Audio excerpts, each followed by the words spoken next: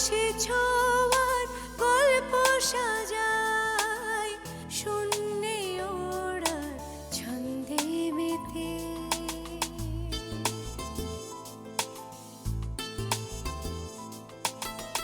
আকাশে যে অসীমের ঠিকানায় সে যেন শুধু দৃশ্য সাজায়। যত গল্প ধাঁধায় হাত বাড়ালে বুঝি কেউ নেই। আকাশ ছোঁয়ার গল্প সাজায় শূন্যে ওড়া ছন্দে মেতে।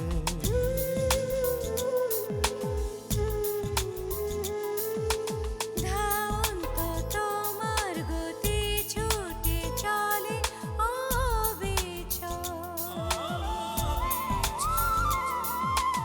আমার আঙিনা প্রজাপতি চঞ্চল।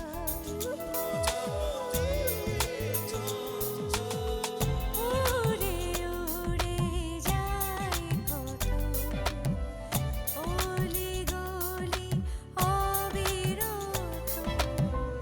যত কল্প ধাঁধায় মন বাড়ালে বুঝি কেউ নেই। আকাশে ছোঁয়ার গল্প সাজাই শূন্যে ওড়ার ছন্দে মেতে।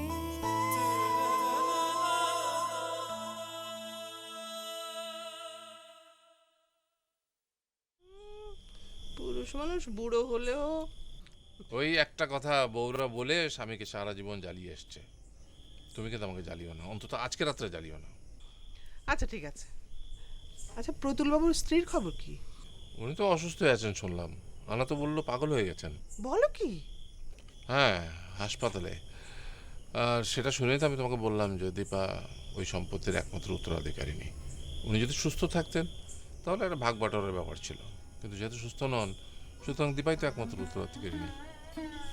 হো, ভালো কথা। দীপাকে টাকা দিয়েছো তো? হ্যাঁ দিয়েছি।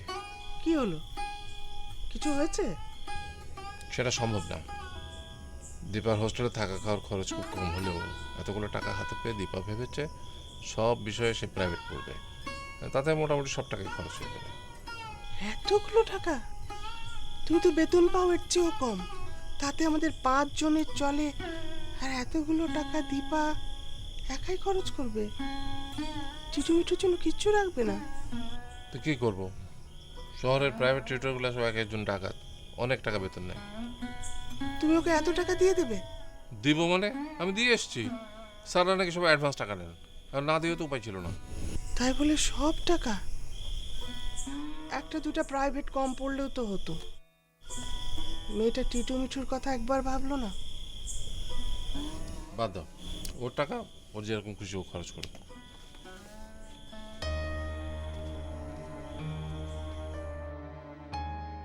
সব টাকা দীপা একাই খরচ করবে?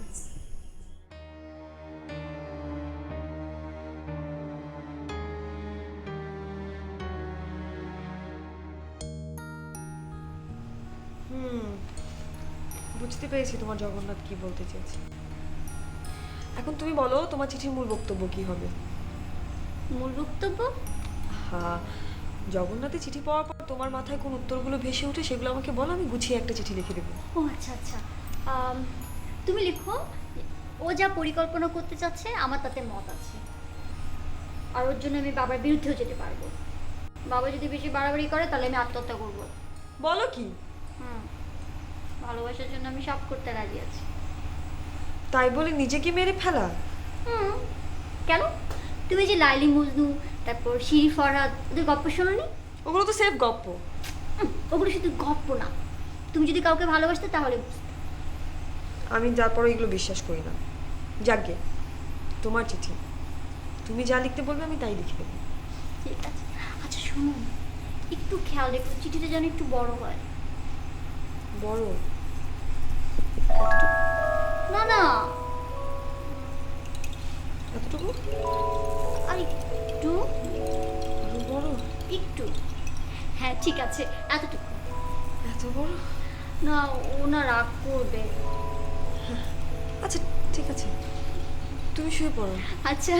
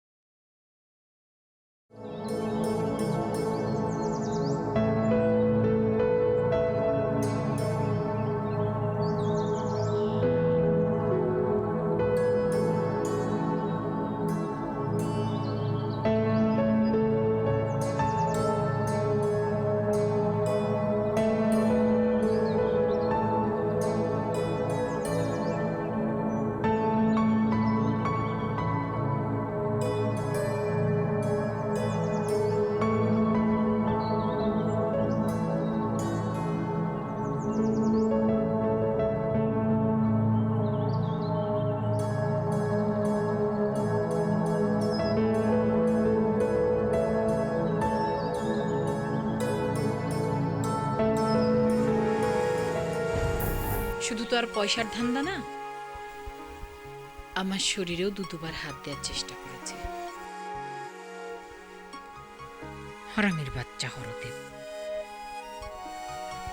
এমন ভাবে তাকাতো আমার শরীরের দিকে। ওই আনা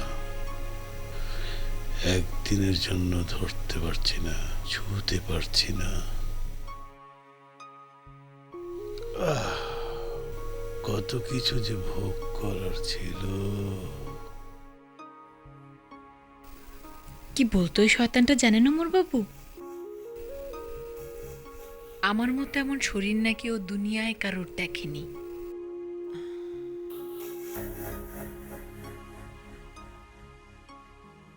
এত অল্প সময় নিয়ে আসবেন না যেন। উইলের কাজ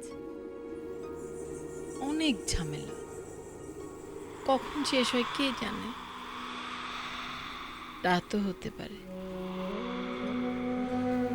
রাতে এখানে থাকতেও হতে পারে। অবশ্য সেটা নিয়ে কোনো ঝামেলা নেই। এই বাড়িতে অনেকগুলো ঘর খালি পড়ে আছে, আপনি শান্তি মতো বিশ্রাম নিতে পারবেন।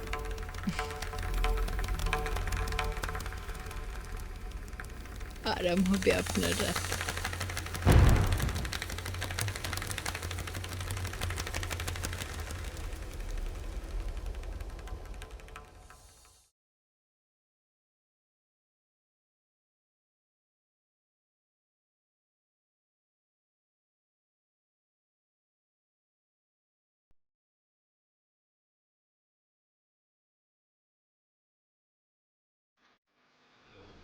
প্রিয় জগন্নাথ,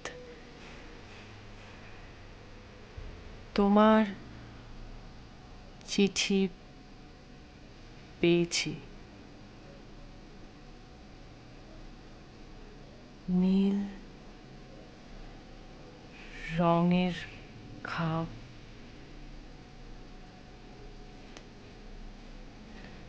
এবং সুগন্ধ অনেক আকর্ষণ করেছে। নতুন বাসস্থান,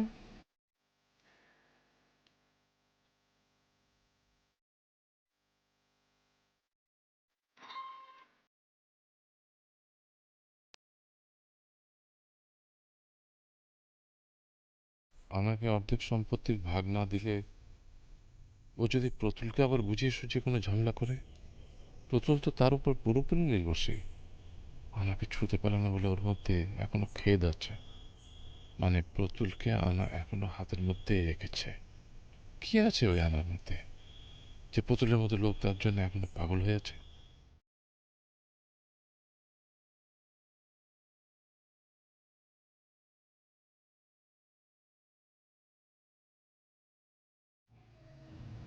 জানো জগন্নাথ, এই নতুন হোস্টেলে উঠে মনটা যখন বিষণ্ণ ছিল তখনই তোমার চিঠি এলো,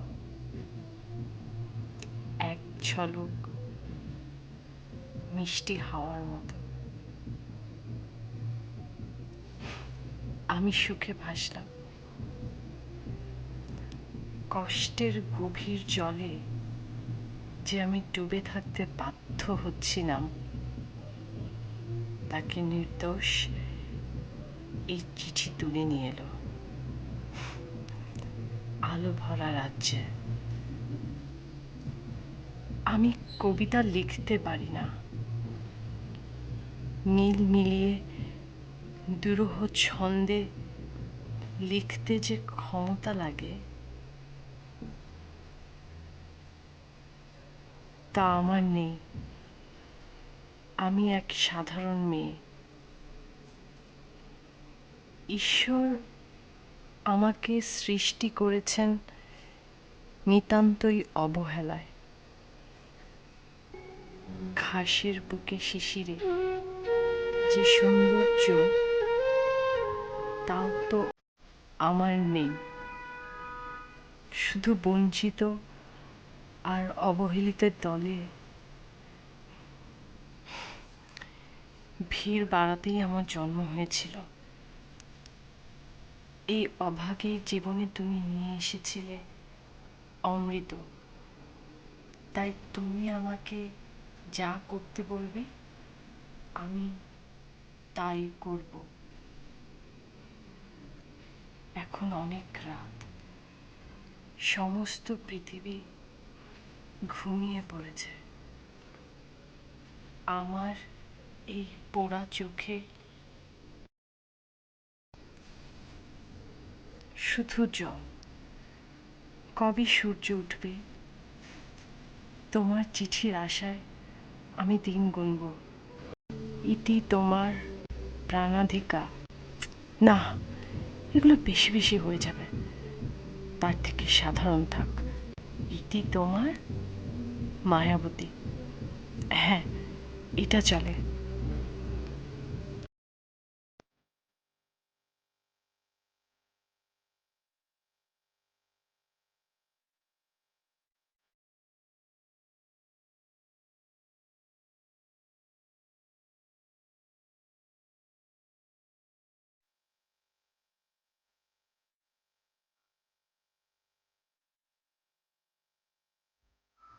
আহ, এ মা, রাত ৩টা, কাল সকাল ৮টায় ট্রেন। একটু ঘুমানো দরকার। কটায় অ্যালার্ম দেব? 6:30।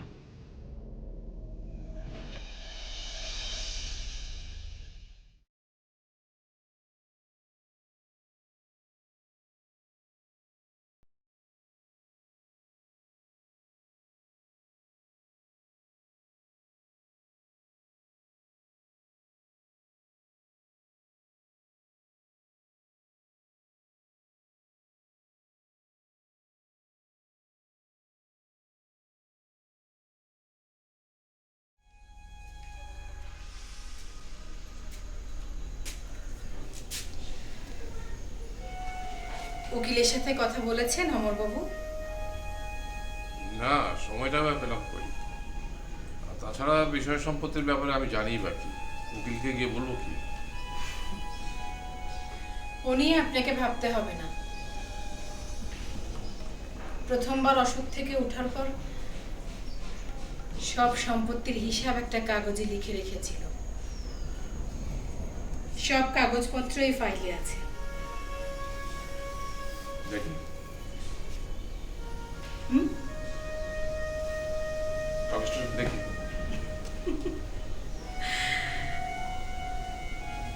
আগে একটু আমার দিকে তাকান। চোখে চোখটা রাখুন না। আমি ভালো করে বুঝে নেই আপনাকে বিশ্বাস করা যায় কিনা।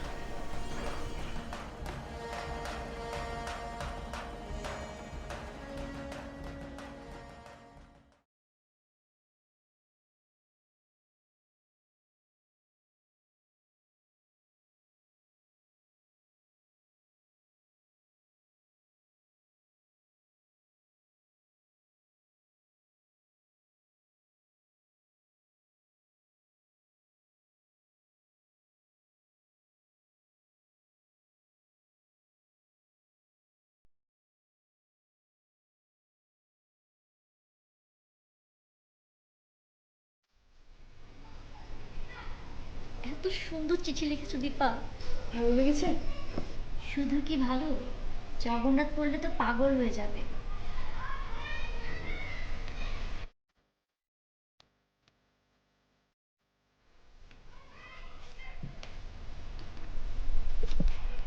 তাই? কিন্তু আমার কেন জানি মনে হয় আমরা দুজনেই জগন্নাথকে ঠকাচ্ছি। ঠকাচ্ছি মানে? তুমি তো মিথ্যে কিছু লেখনি, আমার মনের কথা লিখেছো। তোমার মনের কথা? কিন্তু আমি যখন চিঠি লিখছিলাম তখন তো তুমি ঘুমাচ্ছিলে। ভারী আচ্ছা মেয়ে কিন্তু তুমি। যখন আমি তোমার জন্য তোমার হয়ে চিঠি লিখছি তখন তোমার ঘুম কেমন করে আসে? কি করবো বলো, আমার শুধু ঘুম পায়।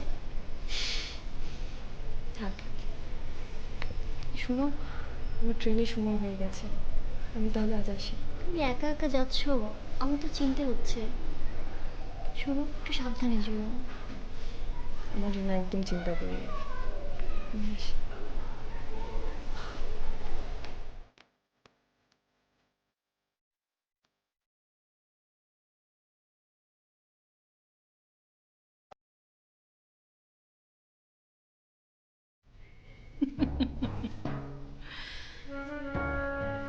আমি কি আপনার কাছে সম্পত্তিটা এমনি এমনি চেয়েছি? আপনি কি আমার সম্পত্তিটা এমনি এমনি দিয়ে দেবেন? আমি যদি কোনো কাজ না করি তাহলে তো আপনি আমাকে সম্পত্তিটা দেবেন না অমরবাবু।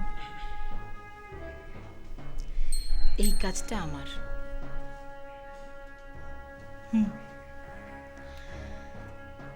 আপনি চাইলেও পারবেন না, প্রতুল রাজি হবে না।